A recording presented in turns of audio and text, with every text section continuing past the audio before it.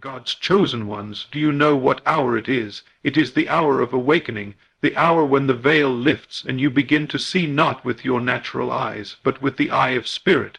You begin to perceive that your struggle was never the truth. Your delay was never denial, your hardship was never your inheritance. You were being prepared, trained, refined, but not rejected. You were never meant to merely survive, you were chosen to reign. There is a wealth rising now, not from the earth beneath your feet, but from the kingdom within you. You are about to be rich not because the world is finally treating you right, but because you are finally seeing yourself rightly. You are remembering what has always been yours. The inheritance you thought was distant is right here. It has always been here, waiting for you to wake up and claim it. You are not just some wanderer in a broken world, hoping for scraps from the table of fate. You are divine consciousness in form. You are the temple of the living God, and God lives in you not as a distant observer, but as your own wonderful human imagination. The moment you accept that, you stop chasing. You stop begging, you stop doubting. Instead, you assume, you embody, you claim. What if I told you that your financial freedom is not coming from the outside world, but from a shift inside your spirit? What if I told you that God has already appointed the hour of your increase, and the moment your mind aligns with it, the external world must bow and rearrange itself to reflect that new inner reality? There is no power greater than the image you hold in your heart, and chosen one, you have been holding the wrong image for too long. You've accepted scarcity as your portion, fear as your compass, and doubt as your language. But that season ends today. This is your call to awaken, not to hustle more, but to believe differently, not to fight harder, but to feel deeper. This is the moment where you stop looking at your bank account and start looking at your inner account, the storehouse of divine riches already given unto you. Chosen one, you are about to be rich, not just in currency, but in clarity. Not just in finances, but in faith, not just in material, but in mastery. For once you awaken to your true nature, wealth becomes inevitable. You don't need the world to approve you. You don't need the economy to shift. You don't even need people to support you. You need one thing: to imagine boldly, persistently, and faithfully as though it were already so. Because when you do that, you are no longer praying for riches. You are creating them. Let us now unfold this truth in full so that you may walk in what has always been yours. Wealth begins with awareness, not evidence. Before wealth ever shows up in your hands, it must first arise in your awareness. The riches that appear in your outer world are only the harvest of what has been planted in the garden of your inner consciousness. This is the great truth that separates the chosen ones from the crowd, that reality is not dictated by appearances, but by assumptions. You have been taught to wait for evidence, to look at your bank account, your job status, your income stream, and conclude what is possible based on what is visible. But this is a deception. The natural world is never the source, it is only the shadow. Everything you now see was once unseen. It was once imagined, assumed, believed long before it appeared. Scripture tells us, "Call those things which be not as though they were." Why? Because that is how all creation unfolds. First in the unseen realm of awareness, then in the seen realm of experience. This law is unbreakable. You will never manifest what you do not first accept as inwardly true. Chosen one, the reason your riches have delayed is not because God is reluctant to bless you, but because you have not yet awakened to the truth that you are already blessed. You have measured your future by your present, instead of realizing your present was shaped by your past assumptions. What you call reality is simply the outpicturing of what you previously believed. You have the divine gift of awareness, and what you are aware of, what you accept as real in the silence of your mind, becomes the script the world must perform. There is no accident, no luck, no external cause. Everything begins in you. Every condition, every opportunity, every increase or decrease is reflecting your internal climate. If your awareness is filled with fear, the world echoes back scarcity. If your awareness is flooded with certainty, joy, and bold expectation, the world conforms to your wealth consciousness. The shift must begin within, because nothing changes outside until something changes inside. You do not need more money to feel wealthy. You need more awareness of your spiritual inheritance. You do not need more resources, you need more realization. Because the moment you become aware of abundance as your birthright, as your identity, as your natural state, that moment is the turning point of your life. Many are waiting to believe once they see. But the chosen ones, those called to reign, to create, to lead, they see before they believe. They awaken to the truth of what is already theirs, and that awakening is the evidence.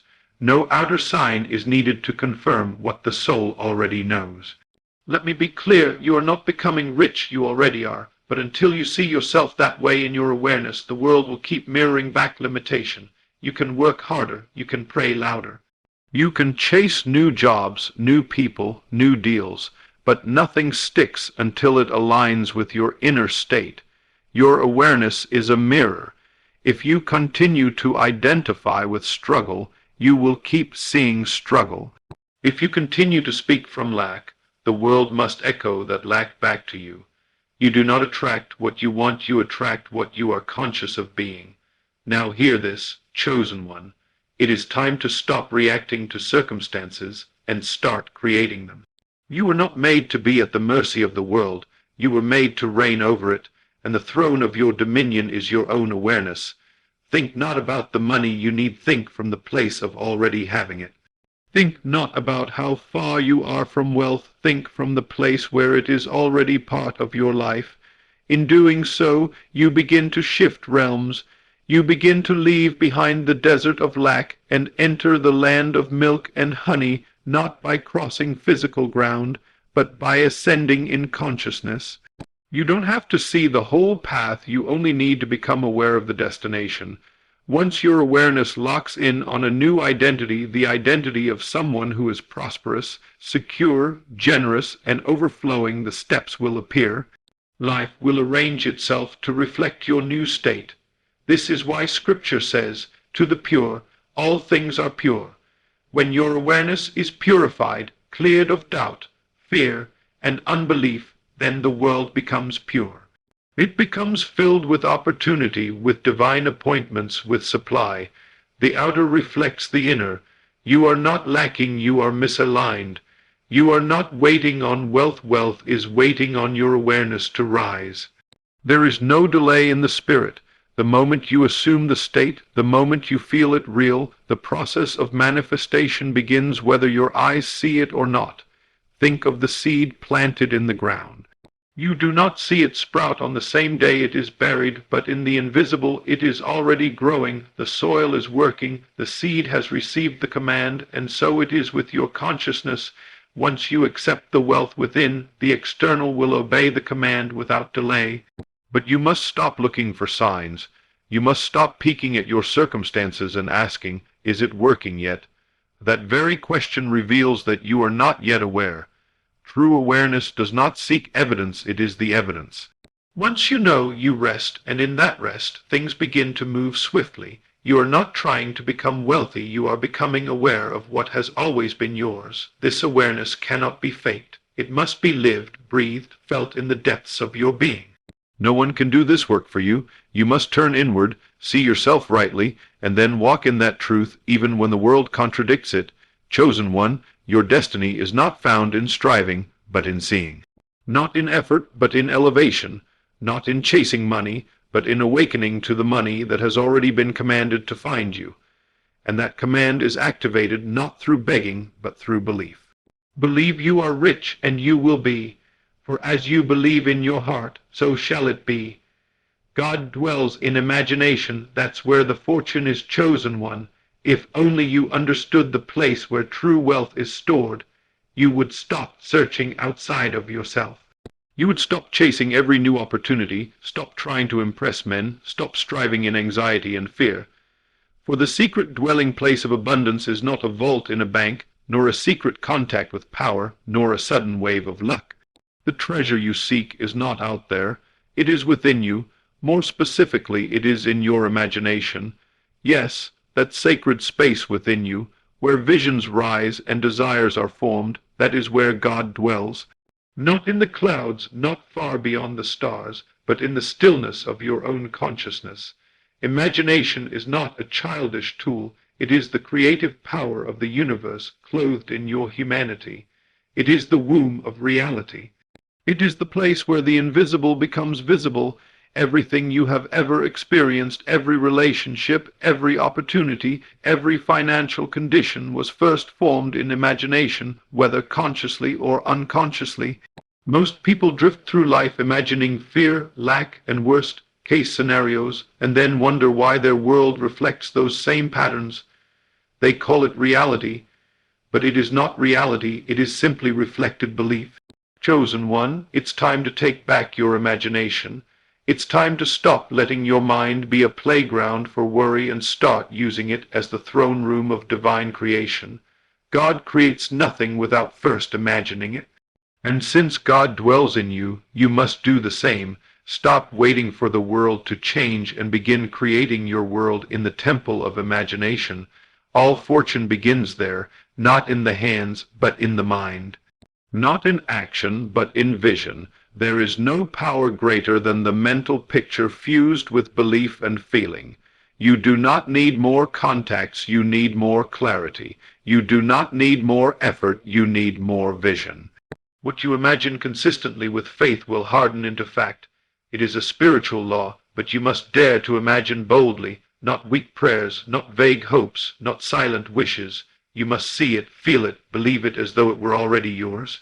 You must enter into that scene in your mind and dwell there. You must become so familiar with the life you desire that it feels more real than what you currently see. That is the true meaning of faith, the evidence of things not seen. You may ask, how can I believe I am rich when I'm broke? But hear this truth. You are broke because you believed in your lack more than you believed in your inner wealth. The world is only echoing back the picture you've been holding in your mind. If you change the image, the world must conform.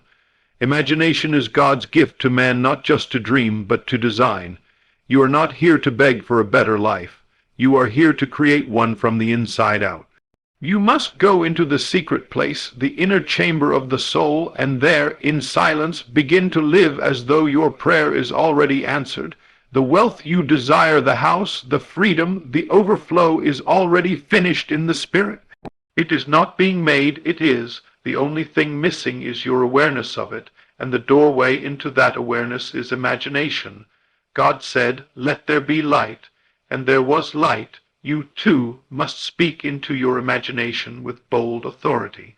Let there be abundance in my life. Let there be open doors. Let there be peace and overflow. You are not repeating words, you are issuing decrees from the throne of divine mind. You are shaping substance with thought, carving the unseen into form through faith. This is why the enemy of your soul fights your imagination. He wants you distracted, exhausted, focused on bills, worried about opinions, drowning in doubt because he knows that as long as your imagination is under attack, your destiny is under delay. But when you reclaim it, when you take dominion over your inner world, nothing can stop the outer world from bowing to your vision. You do not need to tell others what you are imagining. You do not need to broadcast your faith. All power is in secrecy and stillness. Go into your inner room, shut the door, and there commune with God. That inner scene you rehearse every day is your prayer. That inner feeling you hold every night is your offering. That mental movie you play before sleep is your prophecy. Chosen one, do not underestimate this. One sustained vision can change your entire life. One scene, imagined vividly and with faith, can rewire your future. One inner assumption truly felt can override years of pain, trauma, and limitation. You do not need 100 plans. You need one picture held with unwavering conviction. Your imagination is your promised land. Will you wander in the wilderness of doubt, or will you cross over into the land flowing with milk and honey, not by foot, but by faith? The crossing happens the moment you stop identifying with your past and start identifying with your desire. Not in the future, not someday, but now. Begin to speak from the place of wealth. Begin to walk in the attitude of one who already possesses it. Begin to feel the joy, the ease, the gratitude, not because the world gave it to you, but because you dared to create it from within. And the moment you feel it real, it becomes a seed planted in the garden of time. It must grow, it must appear. The world cannot resist a vision rooted in divine faith. So awaken. Use your imagination not as a pastime, but as a portal. That is where the fortune is, not outside, not in chance, but in you, right now. Close your eyes and see it. Imagine it so clearly that your heart leaps. Feel it until it feels natural. Return to it often, and let it become more real than the chaos around you. For the moment you live inwardly in the state of wealth, the outer feeling is the secret to becoming rich, chosen one. The world has taught you to chase wealth with your hands, to labor, to network, to strategize endlessly. And while effort has its place, it is not the root of manifestation. What truly makes the invisible become visible, what draws riches from the spiritual into the natural, is not work but feeling. Yes, feeling is the secret. Feeling is the unseen language of creation, the current of energy that gives life to your imaginal acts. You can say all the right words, read every affirmation, and visualize until your mind grows tired, but until your desire is felt as real, it will not take root. It is not the thought alone that manifests. It is the thought charged with feeling. You have within you the ability to generate any state of consciousness, abundance, wealth, joy, success, simply by feeling your way into it. Not waiting for the external world to give you a reason to rejoice, but becoming the reason yourself. This is the divine principle. What you feel deeply and consistently becomes your experience. Now hear this. You have already proven this principle many times. Every fear you've ever nurtured, every anxiety you held on to, every scenario you dreaded, how often did those things show up in your life exactly as you imagined? That is the law at work. It does not discriminate between positive and negative, it only reflects what you feel to be true. When you felt broke, unwanted, uncertain, those feelings created matching circumstances, not because life is cruel, but because the creative power in you obeys the feeling you wear like a garment. If you feel rich, favored, empowered regardless of appearances, your world must rearrange to fit that inner conviction. This is why you must become the master of your inner emotional world. You cannot afford to dwell in the vibrations of fear and lack and expect abundance to appear. You cannot continually say, "I'm struggling," and then wonder why the struggle persists. Words are seeds, but feeling is the water that causes them to grow. You can only harvest what you nourish with emotion. To become rich, you must feel as though you already are. You must walk in the vibration of wealth long before the world confirms it. You must taste the joy of freedom, feel the ease of overflow, rejoice in the image of your success, not tomorrow, but now. Why now? Because now is the only time that exists in spirit. Creation is always now. When you feel something is real, you send out a vibration that cannot be denied. The universe begins to reflect it. People show up, doors open, unexpected streams of income appear, ideas flood your mind, but none of this can happen until your inner state changes, and your inner state only changes through feeling. Chosen one, imagine this. What would it feel like to be completely financially free? Don't answer with words, answer with your spirit. Would it feel like peace, security, excitement, relief, joy? That is your path. That is your assignment. To cultivate those feelings, to dwell in them, to return to them until they become more familiar than worry. Feeling is not just an emotional response, it is a creative act. Every time you enter the feeling of your wish fulfilled, you are building a world, you are crafting a reality, you are commanding substance to take shape around your state of being. If you struggle with this, ask yourself, what would I feel if I already had what I wanted, and then feel that, practice it, not once, not twice, but constantly. You are not waiting for the world to change, the world is waiting for your inner vibration to shift. You must understand, wealth is not a thing, it is a state of consciousness, and states are entered through feeling. You do not need to earn your way into wealth, you need to feel your way into it. You need to abandon the lie that you are lacking, that you are waiting, that you are at the mercy of the economy. You are at the mercy of your own assumption, your own vibration, your own feeling. When you feel poor, even millions can't satisfy you. When you feel rich, even in lack, provision begins to seek you out, because your outer world is only a mirror. It cannot reflect what you do not inwardly believe and feel to be true. God created the heavens and the earth with intention, with word, and with spirit, and that spirit is in you. You are not just flesh and blood, you are divine awareness, and that awareness is shaped by what you accept and feel as reality. Stop rehearsing the pain of the past. Stop mentally reliving the bankruptcy, the betrayal, the bills, the breakdown. Every time you revisit those feelings, you reinforce the same future. You must break the cycle. You must feel new things even while standing in the old place. That is the narrow path to rejoice in lack, to feel abundance while surrounded by scarcity. But make no mistake, that kind of faith moves mountains. Don't just speak prosperity, feel prosperous. Don't just wish for promotion, feel worthy of it. Don't just ask for breakthrough, feel it breaking even now. Let your inner world become so saturated with the feeling of wealth that it becomes impossible for the outer world to ignore you. The world may say, be realistic, but faith says, be transformed, and transformation begins with feeling. Sit in silence, close your eyes, go within. Imagine the scene, the home, the freedom, the overflow. But don't stop at the image, let it move you. Let it spark something in your heart.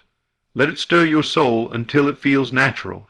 And when it does, hold that feeling, return to it, sleep in it, walk in it, think from it. Soon your life will conform to it, for feeling is the secret chosen one, not wishing, not hoping, not waiting.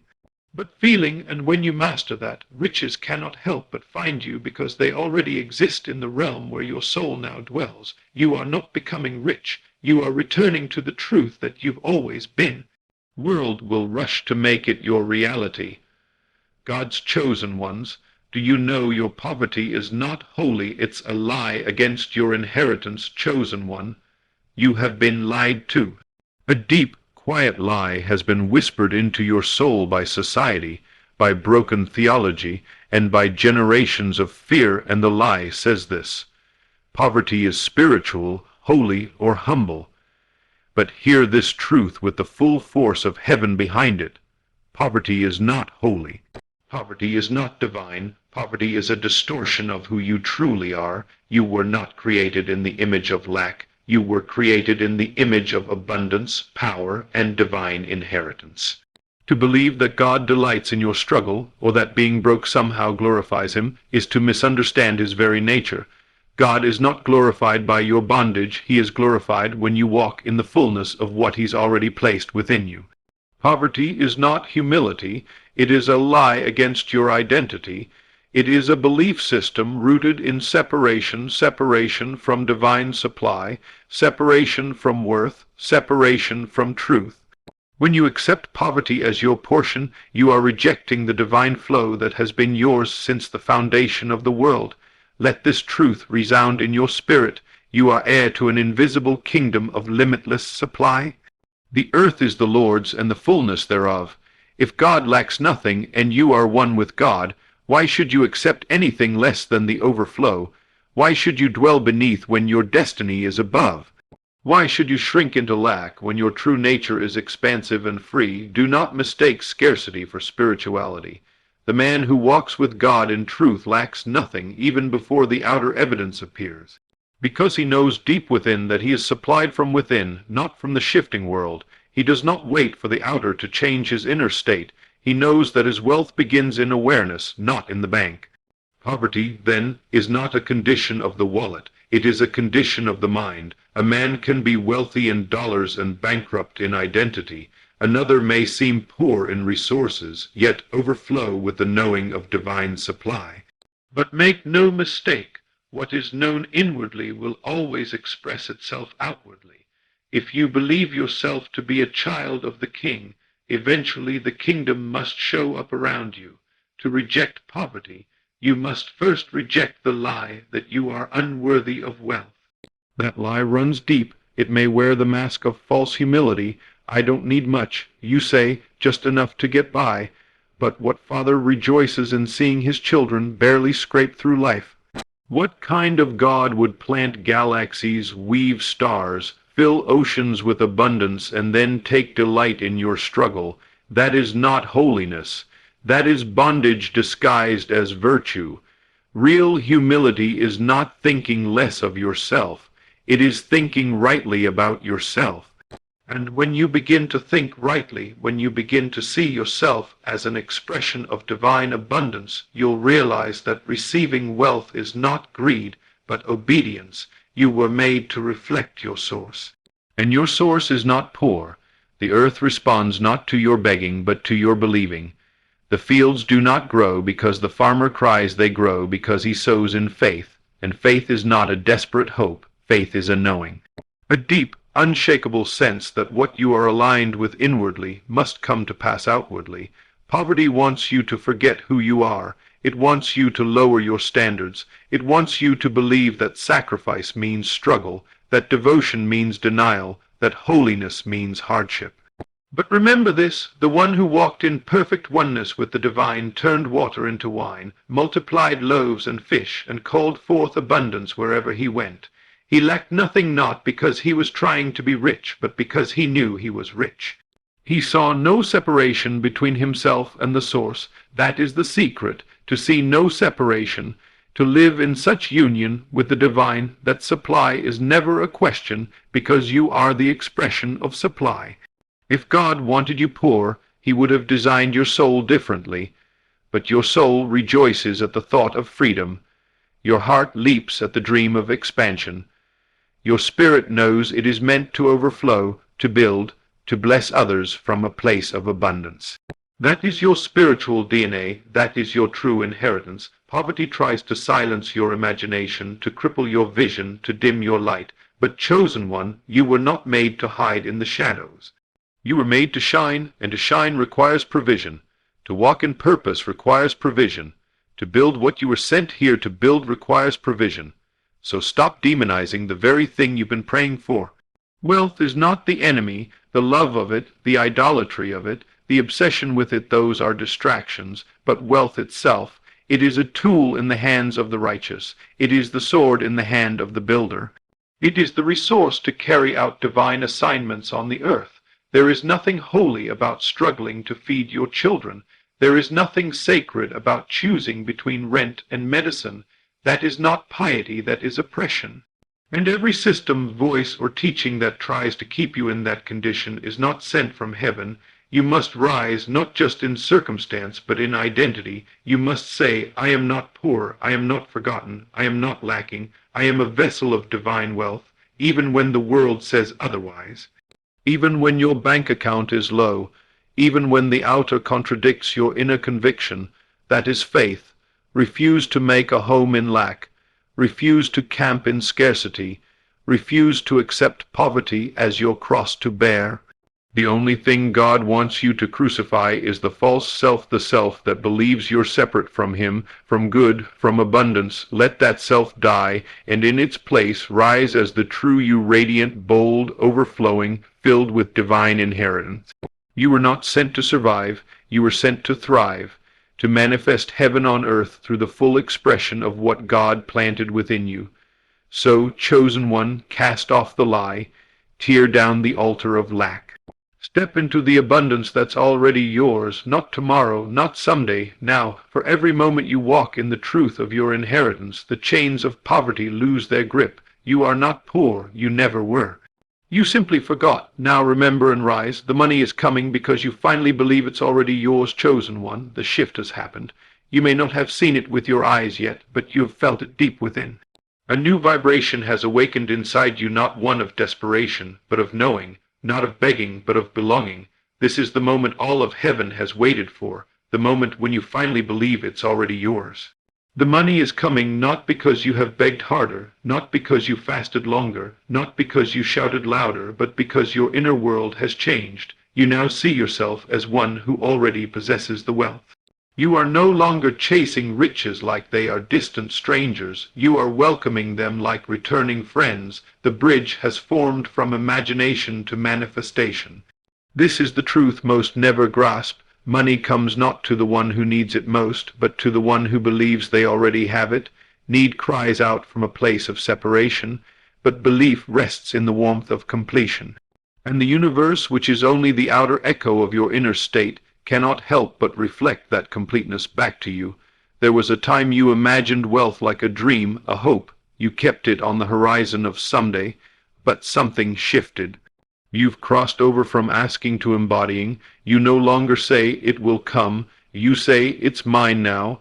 And in that sacred act of claiming not with arrogance, but with divine confidence, you have summoned the very forces of supply to answer you. This is not magic. This is law, invisible, unbreakable law. The moment you assume the state of already having the wealth, the money begins to move toward you through the unseen channels of divine orchestration. You don't need to know how, you only need to know that. And when that knowing becomes more real than the current bank balance, the how begins to unravel before your eyes. The money is coming because the old self, the one that saw itself as small, broke, unworthy, and forgotten, has finally died, and in its place has risen the true you, the chosen, the worthy, the beloved, the abundant. You are no longer trying to become wealthy. You are simply accepting that you already are. Think back. How many times did you speak affirmations while secretly feeling doubtful? How often did you visualize, but then check your accounts in fear? You were planting seeds in the garden of the Spirit, but watering them with worry. That's why nothing grew, but now you're different. Now you speak it and feel it. You declare it and expect it. And that union of word and feeling is the womb of wealth. The money is coming because you've let go of time. You stopped saying, "When will it happen?" You stopped asking, "How much longer?" You realize that in the realm of the Spirit, everything is now. There is no future wealth. There is only the wealth that is here, and your ability to access it depends entirely on how fully you believe it is already yours. You must understand there is no delay in spirit, there is only delay in belief. The moment your assumption hardens into faith, the kind of faith that needs no proof manifestation begins. Faith is not hoping. Faith is not wishing. Faith is the bold, silent, unwavering knowing that what is unseen is more real than what is seen. This is why now money flows to you in new ways. Ideas you once ignored now sparkle with opportunity. People who once passed you by are drawn to your presence. You're not the same, and your world cannot help but respond. The money is coming not because something out there changed, but because something in here changed. Chosen one, let this truth wash over you. You are no longer waiting, you are receiving. The position of your soul has shifted from seeker to receiver. You used to beg at the gates of abundance. Now you dine at the table. You used to think of wealth as a guest that might visit. Now you know it lives in your house. This is not delusion, this is spiritual maturity. The realization that your outer world has no choice but to obey the inner command of your assumption. Stop saying the money is coming, say it's here, because as far as spirit is concerned, it always has been. The only journey was from your unbelief to your realization. You once said, "If I had more money, I would feel secure." But now you feel secure, and that's why the money is arriving. You flipped the script. You reversed the order. You no longer wait for wealth to give you permission to feel good. You feel good, and now wealth rushes to obey that signal. This is how you know you're aligned. The panic is gone. The begging is gone. The trying, the stressing, the forcing gone. What remains is quiet confidence, inner certainty, a peace that tells you the harvest is already growing, even if you can't see the leaves yet. Now you walk differently. You speak differently. You carry yourself with the calm power of one who knows that everything they need is already unfolding. And guess what? The world mirrors that back to you. Checks arrive, deals close, opportunities show up that you didn't chase. You become magnetic not because you're striving, but because you're being. This is the fulfillment of the promise. To the one who has, more will be given. But what do you have? A state, a belief, an awareness of being. You have the feeling of wealth, and therefore more wealth must be added, not as a reward but as a reflection. The law cannot be broken. So, chosen one, rejoice, not because the money will come, but because you know it already has. Just like the seed beneath the soil, unseen but alive, your wealth is already present. It only needs time to surface. But you do not need to panic in the waiting. You only need to hold the vibration of already mine, and your world will conform. You have become the one who believes without evidence. You have become the one who trusts without timeline.